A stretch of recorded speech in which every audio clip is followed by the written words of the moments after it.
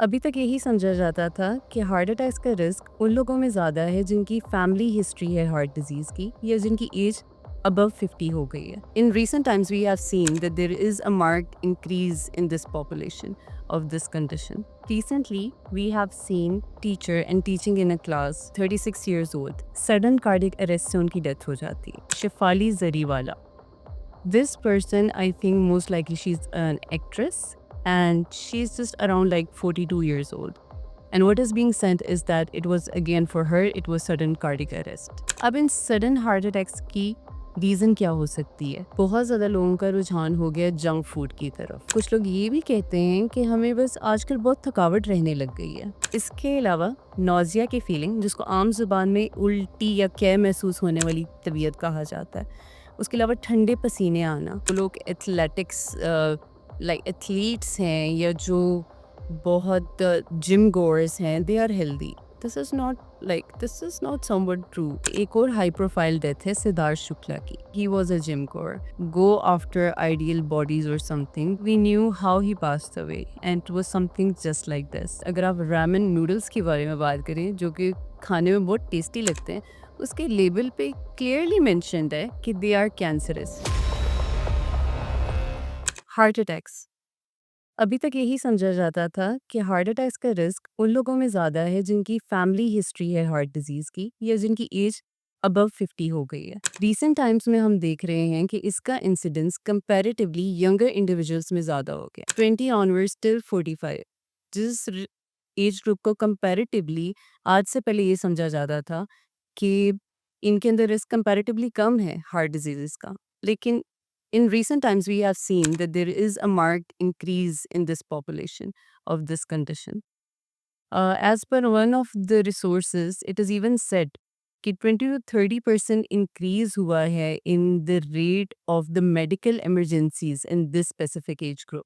Recently, we have seen uh, two major news regarding this. One of them being that of our on Pakistani citizen who was a teacher and teaching in a class. His regular lecture, a very fine and pleasant personality, 36 years old. अपनी class में आते हैं, lecture दे रहे होते हैं और उसी duration में एक बस सडन कार्डियक अरेस्ट से उनकी डेथ हो जाती है. Then again, we came across one of the news from across the border of Shefali Zariwala. This person, I think most likely she's an actress and she's just around like 42 years old. And what is being said is that it was again for her, it was sudden cardiac arrest. What we know of is that she also had epilepsy. That could be a reason as well. And then because she's an actress, she might be taking some aesthetic treatments that might be related to glutathione and stuff. In short, because we don't have the complete medical history for that specific person, but the alarm has been raised. These people were quite young and they had these conditions.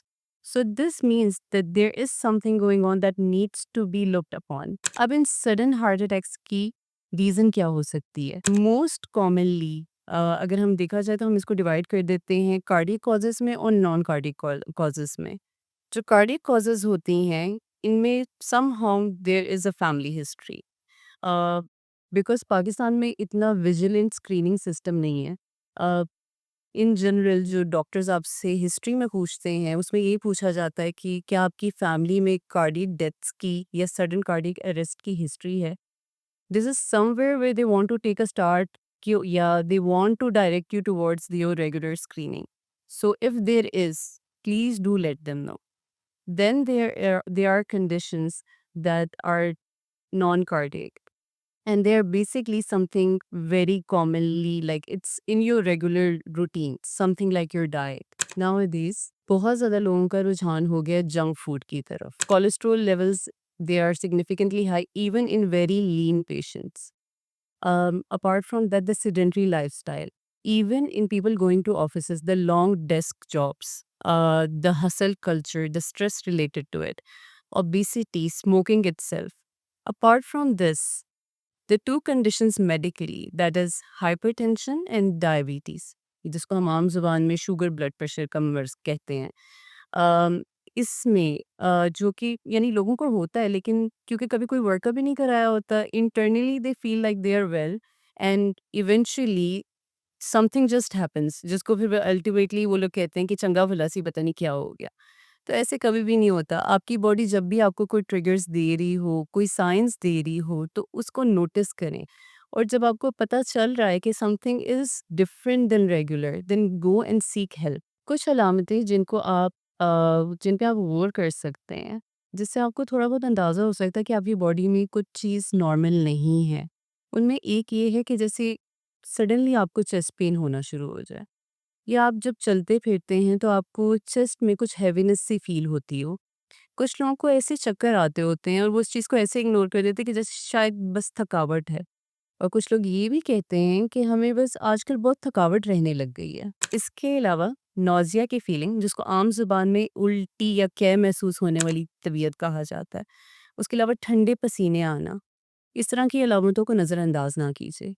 अगर आपको इस तरह का कुछ भी महसूस होता है तो अपने डॉक्टर से रुजू करें। फीमेल्स के अंदर थोड़ी-सी प्रेज़ेंटेशन डिफरेंट होती है।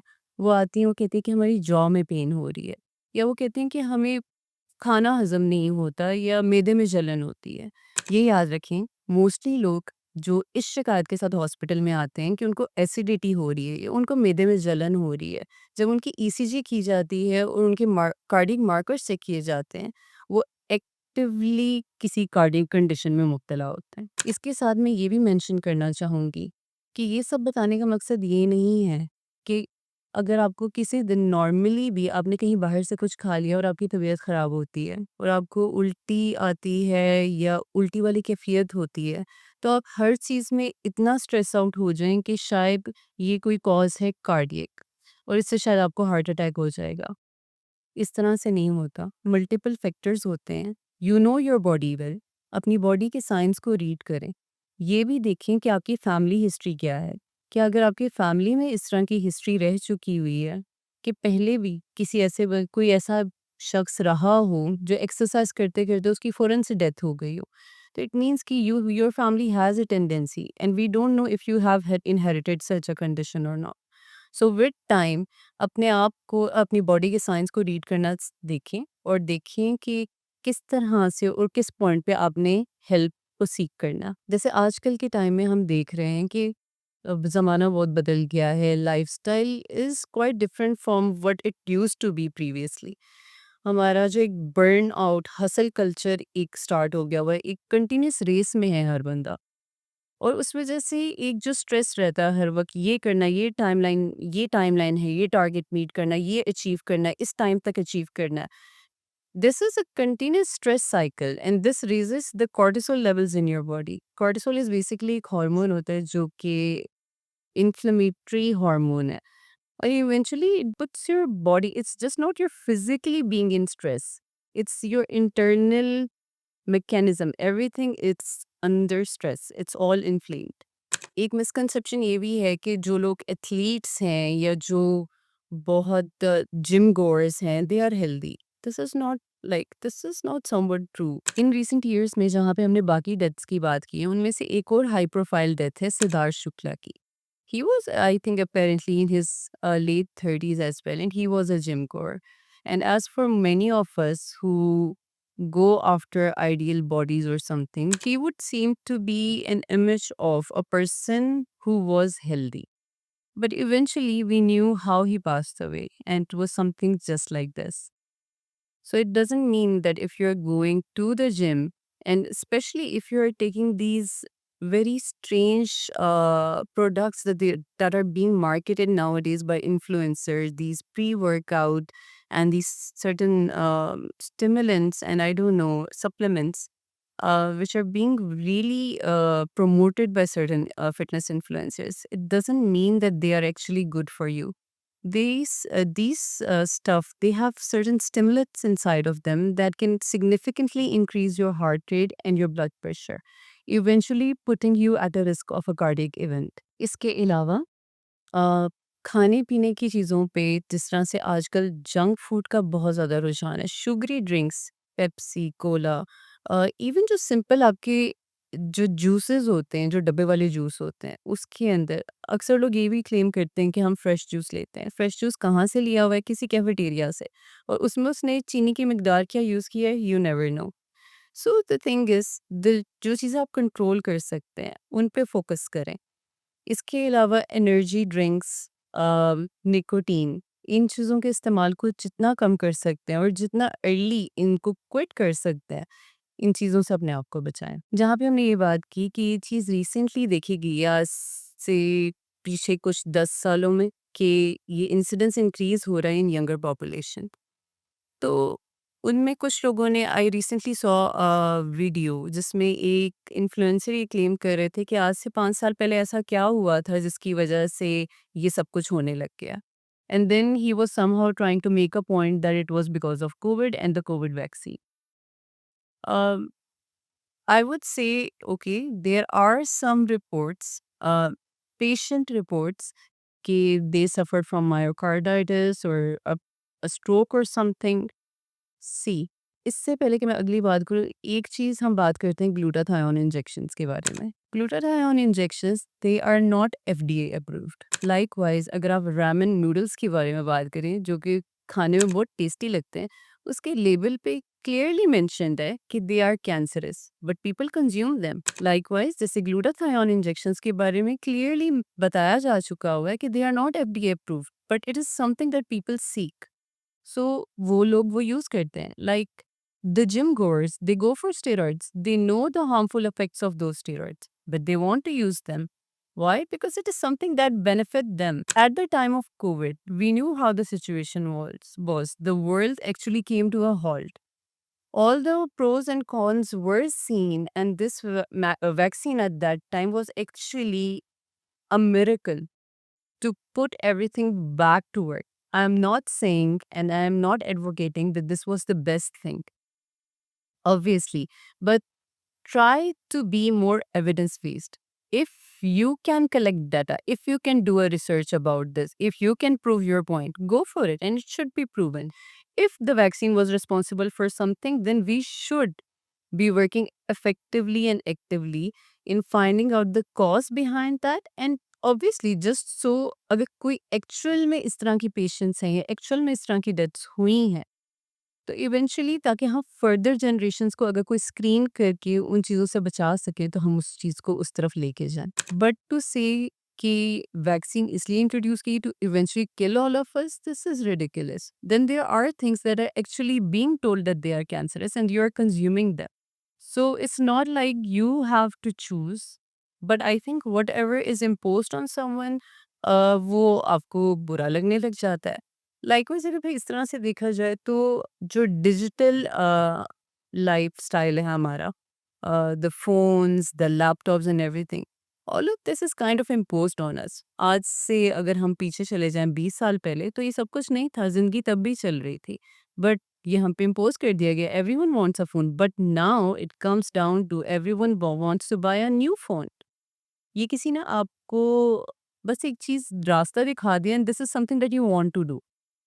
Likewise, the glutathione injections. Likewise, the steroids. You know that there are cons to it.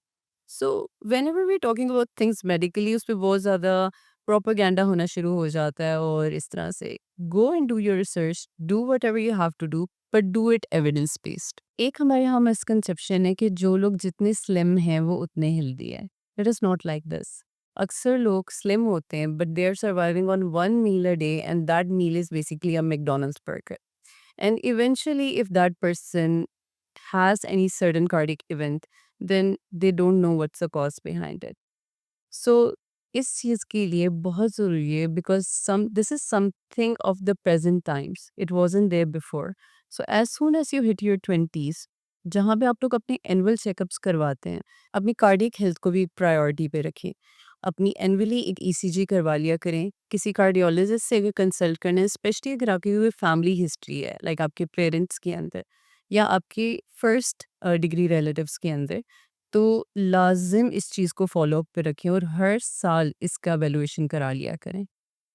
अपनी डाइट को जितना बैलेंस कर सकते हैं, nowadays there is a trend कि क्रैश डाइटिंग कर लेते हैं, कीटो डाइट कर लेते हैं, कार्निवोर डाइट कर लेते हैं।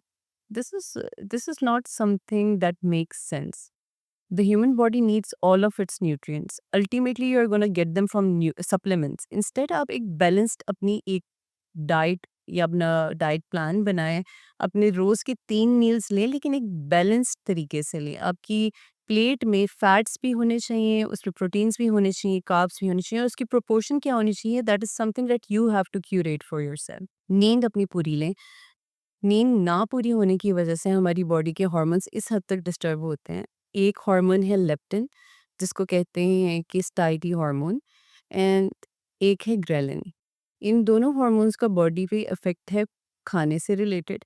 जब आपकी नींद पूरी नहीं होती तो लेप्टिन के लेवल्स कम हो जाते हैं, जो कि आपके ब्रेन को सिग्नल भेजता है कि आपका पेट फुल नहीं है। So as soon as you get up you start to feel hungry and you overeat then, and eventually you end up being obese. और उसकी वजह से आपकी स्लीप डिस्टर्बेंस, स्नोरिंग एंड फिर जो कार्डियक हेल्थ पे इफेक्ट आता है, that is something of significance. So अपनी नींद पे फोकस करें, हाइड्रेशन अपनी इम्प्रूव करें, अपनी डाइट को बैलेंस रखें। Extra stuff, nicotine, smoking, excessive caffeine का यूज़, वेरीफाइड इंजेक्शंस, जितनी चीज़ें एक्स्ट्रा हैं, इनको आप जितना जल्दी अपनी लाइफ से रिमूव कर सकते हैं कर दें। Apart from this, every person should learn how to do basic CPR. And we should applaud Pakistan government in this, that I have seen that they are doing these sessions in schools now, जहाँ पे वो बच्चों को जाके इसके बारे में educate करते हैं। इसके बारे में काफ़ी वीडियोस यूट्यूब पे भी आपको मिल जाएंगी। बेसिक सीपीआर लर्न करें ताकि अगर आपके सामने कोई अनकॉन्शियस बंदा है तो एटलीस्ट आप उसको बेसिक हेल्प प्रोवाइड कर सकें जब तक कोई एम्बुलेंस या आप उस बंदे को हॉस्पिटल तक नहीं पहुंचा देते। एंड पे मैं यही कहना चाहूँगी कि हार्ट अटैक्स ऐसे ही नहीं हो जाते और किसी को भी नहीं हो जाते, और स्पेशली जब हम कहते हैं कि यंग पेशेंट्स में एकदम से हार्ट अटैक, मोस्टली पीछे कोई कॉज होती है और इससे उसको बचाया जा सकता है। दूसरा ये कि जिस तरह की अब ये रीसेंट न्यूज़ आ रही हैं, जैसे शिपाली की आई, सिद्धार्थ एंड हमारे पाकिस्तानी टीचर के बारे में, there might be any reason behind them, we don't know their detailed past medical history, but it is an alarm and it is a wake up call to work on our own selves. एक और चीज़ ये अपने ध्यान में रखें कि beauty standards को इतना डेडिकेटेडली फॉलो ना करें कि that you forget what is going inside of you. The person who is beautiful is actually the one who can take care of themselves and who can take care of the people around them. Is instead of focusing just on the external norms of the beauty, try to focus on yourself internally. और जिस तरह से आपके लिए आपके goals important हैं, इसी तरह से इतना ही इम्पॉर्टेंट है आपका हार्ट। अपना फोकस ज़्यादातर अपनी इंटरनल हेल्थ पे रखें। Thank you.